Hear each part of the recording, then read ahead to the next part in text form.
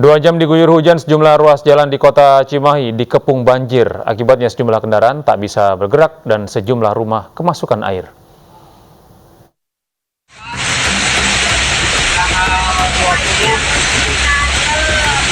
Beginilah kondisi aliran Sungai Cibaligo yang meluap hingga menutup ruas Jalan Mahar Marta Negara, Kota Cimahi, Jawa Barat pada Selasa petang.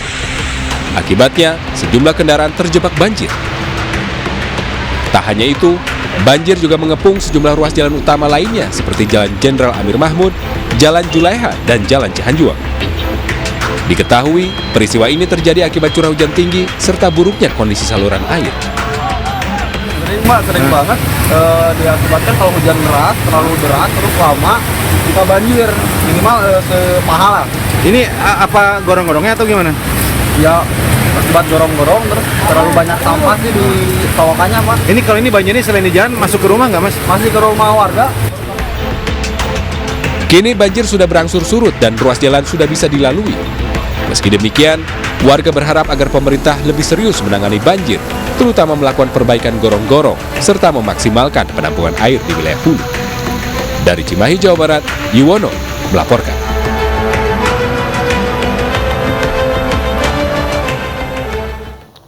Dua petugas alat berat tewas tertimbun longsoran batu gunung di kawasan pergunungan Gle Genteng, Aceh. Evakuasi salah satu korban dilakukan dengan alat berat. Kedua korban tewas bernama Muammar Kadafi, usia 23 tahun, warga Lampisang, dan Hidayatullah, usia 24 tahun, warga Jenu, Pukan, Bada. Keduanya tewas tertimbun longsoran batu saat mengoperasikan alat berat di lokasi galian C. Polisi dibantu warga berupaya mengevakuasi satu korban tewas dari reruntuhan batu. Usai berhasil dievakuasi, jasad korban dibawa keluarga untuk dikebumikan. Kasus ini kini sedang diselidiki polisi.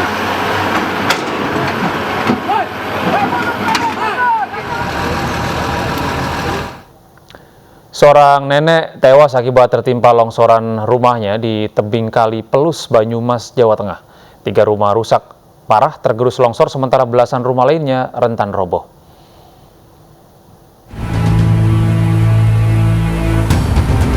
Seorang nenek tewas tertimpa bangunan rumahnya sendiri yang terkena longsor di tebing kali Pelus, Banyumas, Jawa Tengah.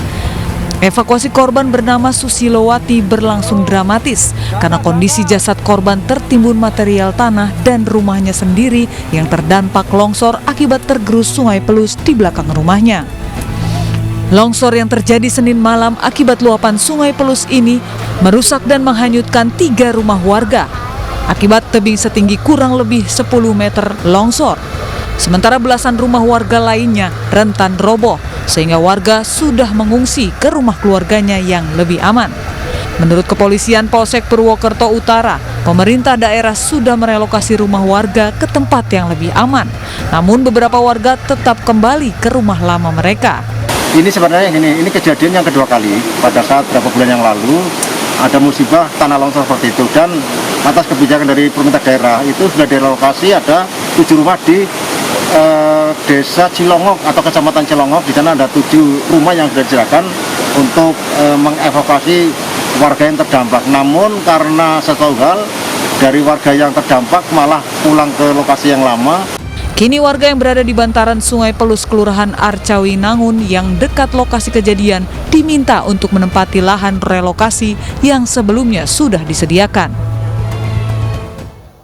Pemirsa, 500 paket sembako dibagikan kepada warga yang tinggal di kawasan tempat pembuangan sampah terpadu di Yogyakarta. Warga yang berprofesi sebagai pengepul dan pengelola sampah plastik di Desa Sitimulyo, TPST Piungan, Bantul, mendapatkan paket sembako. Paket sembako yang dibagikan secara door-to-door bakti sosial kepada masyarakat yang terdampak ekonomi pasca pandemi COVID-19 ini dalam rangka hari ulang tahun Bayangkara Lalu Lintas ke-67. Total 500 paket sembako yang dibagikan kepada warga.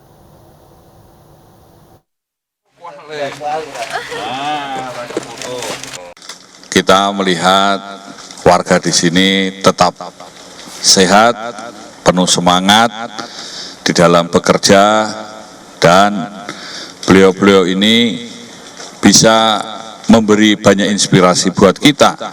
Dan beliau di dalam melaksanakan pekerjaannya dalam berlalu lintas juga tertib berlalu lintas, nggih Pak nggih. Pemirsa, lahir di tengah pesatnya perkembangan teknologi, generasi Alpha dikenal memiliki banyak kemampuan seperti mudah menyerap informasi dan paham akan teknologi.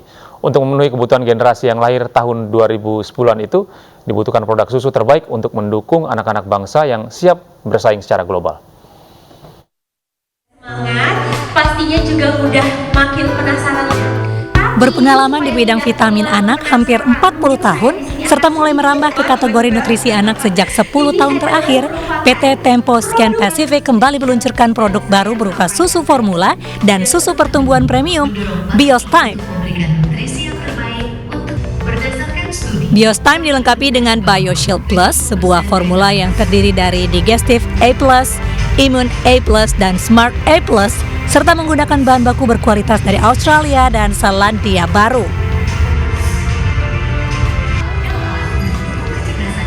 Dari bahan-bahan terbaik itulah, Biostime diharapkan mampu memenuhi dan mendampingi generasi Alpha agar tumbuh sehat, memiliki daya tahan tubuh kuat, serta siap belajar dan berkembang dengan optimal untuk menghadapi tantangan masa depan. Dia bisa melihat di konteks videonya tuh ada hal yang dia tidak lihat, misalnya kalau kita ngomong sudut pandang tujuan akhirnya ini kan kita pengen supaya anak ini bisa jadi cerdas, pengen jadi berhasil di masa depannya.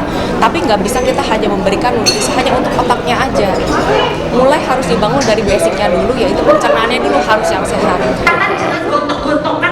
Kali ini PT Tempo Scan Pacific meluncurkan 2 jenis susu Biostime, yakni Biostime Baby untuk usia 0 hingga 1 tahun dan susu pertumbuhan untuk usia 1 tahun ke atas, yakni Biostime 1 Plus.